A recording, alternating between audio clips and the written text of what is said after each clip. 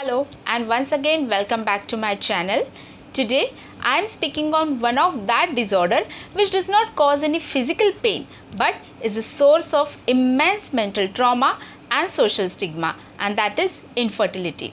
And being an Ayurvedic gynecologist, I feel it is very important for me to throw some light on this subject so that people or the society knows what Ayurveda has to say about infertility or how to achieve the natural conception through Ayurveda.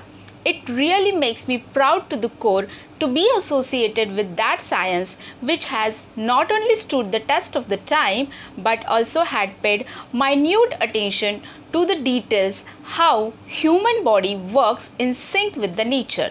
So let's see what Ayurveda has to say about the natural conception. But before going to that, can I ask you a question?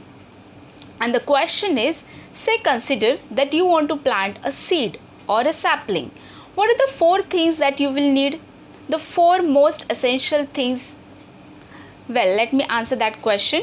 The four things essentially needed for the planting of a tree or a seed are Ritu, Kshetra, Ambu and Bija. Now when I say that, I know it appears a bit complicated, but when I'll explain the term one by one, it will be very easy for all of you to understand. So let's come to it one by one. So first thing I said, that was of Ritu. What do you mean by Ritu? By Ritu, I mean the right period, right season or right environment.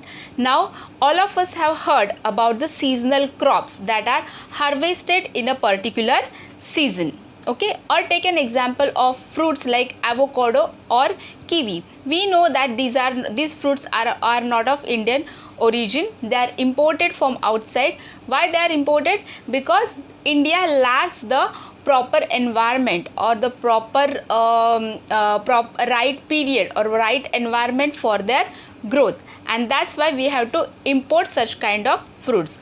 So point to be underlined over here is that if you want a particular thing to grow, you need a right environment for it. You cannot expect avocado or kiwi to be harvested in India. So the first thing is clear, that is, if you want to plant a tree, you need a right environment, right season or a right time period. Next I said Ritu and next was Kshetra. The other thing was Kshetra. What do you mean by Kshetra? Kshetra is nothing but a soil. So if I want to plant a seed, I will need a soil for that seed to be buried in. Because without soil, there will not be any germination of that seed. Next was Ambu. What is Ambu? Ambu is nothing but, it is very easy. Ambu is nothing but a water. When I plant a seed, I need to water it regularly. Only then it will grow into a sapling. Otherwise, it will die there itself. So the next thing I'll need is a water. I need to water that seed or water that plant regularly. Next is a Bija. Bija is, though it is stated at the last, but this is the first and foremost important thing, that is Bija. What is Bija? Bija is nothing but a seed. If you don't have a seed, what is the use of soil? What is the use of water? What is the use of right environment or a season or a time? So first thing you will need is a right seed. But when I say Bija or seed, I mean it should be of a optimum quality. You cannot plant a rotten seed and expect a beautiful sapling to grow. So if you want a good quality of sapling or a good quality of crop, you should use the good quality of seeds as well. So this is what goes outside, that is in nature. So if we see in the nature, if you want a particular crop to grow, a particular plant to grow, we need these four essential factors. So Ayurveda has beautifully explained this thing of natural conception, and that is the four things which are needed for a seed to grow into a sapling are exactly the four things that are needed for us, for humans, to reproduce another being like us. So let's come to these four factors again, but this time in the context of human body. So first thing I said was Ritu. When we come to human body, this Ritu refers to fertile period. Now what is fertile period? fertile period refers only to the female partner, and it is that period during which if a couple has intercourse, then there are highest chances of conception to occur or pregnancy to occur.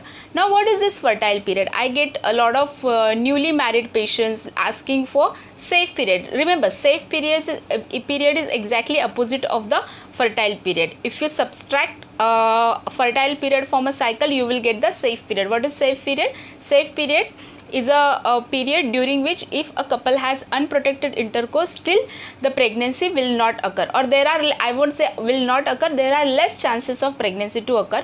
Exactly opposite of this is fertile period. That means if a couple has intercourse during fertile period, then there are highest chances of pregnancy to occur. So what is this fertile period?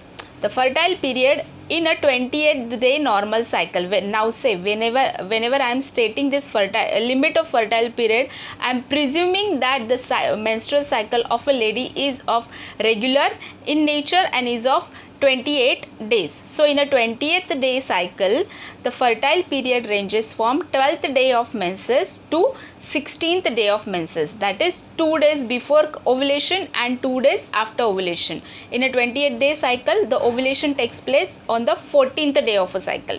So 2 days before and 2 days after is said to be a fertile period. So if a couple has intercourse during this period, then there are higher chances of pregnancy to occur.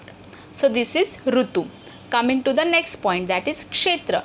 Now Kshetra is nothing but a uterus where the baby is ultimately going to grow. Uterus, but to be more precise, I will say instead of uterus it should be endometrium. Why? Because it is the endometrium into which the baby is going to get buried, and after that it is going to develop into a full fetus. This endometrium, this process and this baby getting buried in endometrium is this process is called as implantation, and this process of implantation is exactly similar to a planting of seed.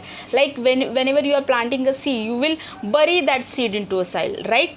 Same way the fertilized ovum buries itself into the endometrium, and then afterwards as the pregnancy progresses, that buried fertilized ovum will develop into a grown up fetus. So for this implantation to occur, it is extremely important that the endometrium lining, what is endometrium? Endometrium is the innermost lining of the uterus. So this endometrial lining of the uterus should be of the optimum quality, because if the endometrium is faulty, then though the fertilization occurs, the implantation cannot take place, and it will ultimately, the fertilized ovum will ultimately be thrown out of the body. We call it as implantation failure. That means this occurs in case of many cases of IVF, where what happens in IVF, they fertilize the ovum outside the body, and then the fetus, we call it as embryo transfer, the process of embryo transfer.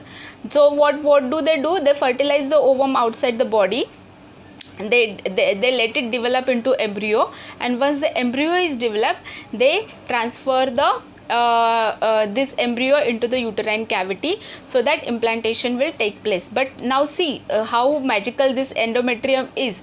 Though the embryo has been developed, that means there is a life, but still if the endometrium is not responsive, or the endometrium is not of good quality, the baby is going to be thrown out of the body, and hence good endometrium is essential for implantation to occur.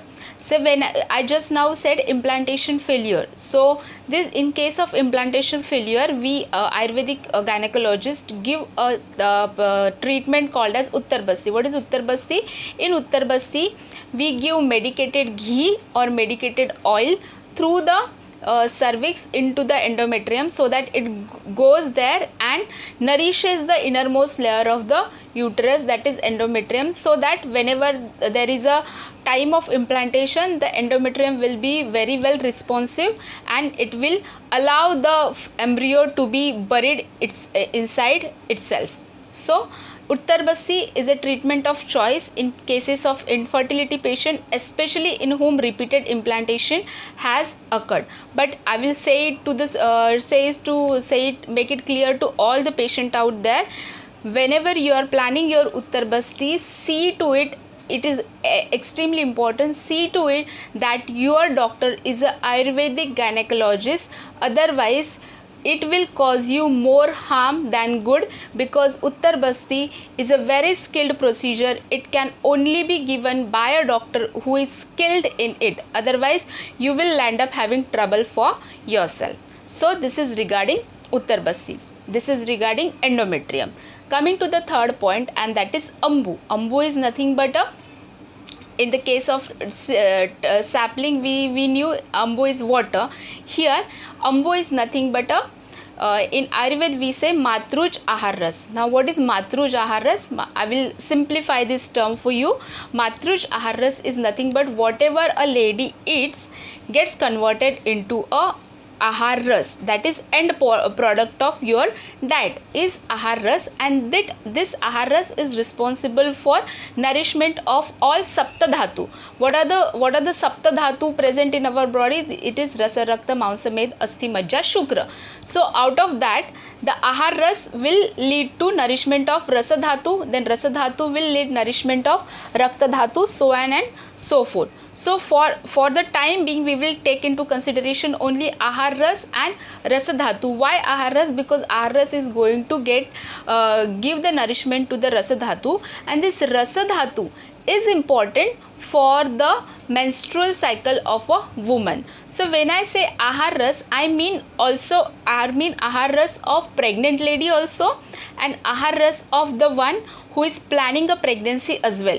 Because in case of females who are planning a pregnancy, those who are not got pregnant yet, in those the essential vitamins and minerals and omega-3 acids and proteins, they play extremely important role in achieving a healthy pregnancies. I will give one example. If a lady is lacking in folic acid before pregnancy, then there are higher chances of her having baby with congenital anomalies like anencephaly, wherein the cranial vault of the baby is absent. So it is extremely important to get your all vitamins and minerals and omega-3 acids in right quantity, and for that I will make an urge to all of you that it is a complete myth that if you take a nutritious diet you will get all your daily requirements of vitamins and minerals. It is a myth. It needs to be busted, because as per WHO,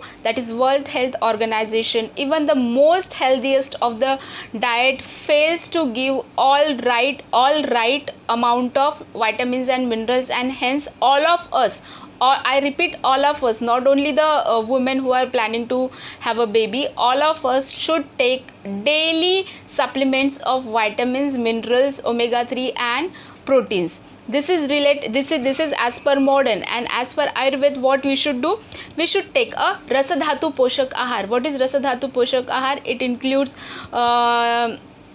things like raisins or ghee or milk, or you can say suji. All this leads to the nourishment of a Rasa Dhatu. So these are the factors which should come into your mind when I say Matruj Ahar Ras, so that it will lead to better production of a Rasa Dhatu. And if Rasa Dhatu is of optimum quality, then menstrual cycle of a mother will be regulated, and if a menstrual cycle is regulated, then ovulation will occur at a right time. If ovulation occurs at the right time, then there are higher chances of pregnancy to occur. So this Ahar Ras should be taken in two context: one, before pregnancy, and second, after pregnancy. Before pregnancy, we should focus on Rasa Dhatu, and then after its regulation of a menstrual cycle, and after pregnancy we should take into consideration the Rasa Dhatu leading to nourishment of mother as well as the fetus. Coming to the last factor important for conception, and that is Bija. Bija refers to both sperm and ovum. Okay, so this sperm and ovum should be of optimum quality, so that the developing baby will be of the best quality. We all of us know that majority of chromosomal abnormalities and congenital anomalies and abnormalities stem from faulty sperm or ovum. and hence to avoid this we advise all the couples who are planning a pregnancy to undergo a Bija Shuddhi Sanskar. Now what is Bija Shuddhi Sanskar? In that a detailed history of a couple is taken. Their Prakruti Parikshan is done, which out of 3 dosha, the concept of Ayurveda is all of us have any one of these 3 dosha, that is Vata, Pitta, Kapha. So detailed Prakruti Parikshan helps us to understand which dosha is prominent in both of them, and accordingly we advise them any one of the Panchakarma therapy. What is Panchakarma? Panchakarma is nothing but the detoxification therapy in which all the impurities of your body are thrown out, and this could be the Panchakarma could be, we call it as Vaman, Virechan, Nasya, Basti and Raktamokshan. Out of that any one could be advocated to you, but that decision remains of your gynecologist which Panchakarma to give to which patient. So this is a Bija Shuddhi Sanskar. Bija Shuddhi Sanskar is extremely important. Whichever patient approaches me for planning a pregnancy, I advise them to undergo Bija Shuddhi Sanskar. It is not also it helps in curing certain what you can say, certain disorders that runs in family. Like a mother is like if both the partners are having diabetes, there is a higher risk of baby of having a diabetes. But if you do this Bija Shuddhi Sanskar before planning a pregnancy and after that you plan your pregnancy, then the risk is reduced. I won't say the baby will not have diabetes, but the risk of the baby having a particular abnormality definitely reduces. So this is what Ayurveda has to say about planning a pregnancy, or how the natural conception can be achieved without any medical intervention. But for that you need to approach a Ayurvedic gynecologist. If you want to consult with me, the details of online consultation with me are given in the description box. I can guide you in various topics like when to plan pregnancy, what is the ideal time of the year to plan pregnancy, which are the vitamins and minerals should be taken before and after pregnancy, and how the science of Garbha Sanskar can be applied during your 9 months of pregnancy duration, so that not only you will enjoy your pregnancy, but you will contribute to a society by giving the best progeny that you can. So this is all for now. If you have any doubt, you can directly ping me. I am mentioning my mobile number. So take care of yourself and take care of your reproductive health very well. Bye.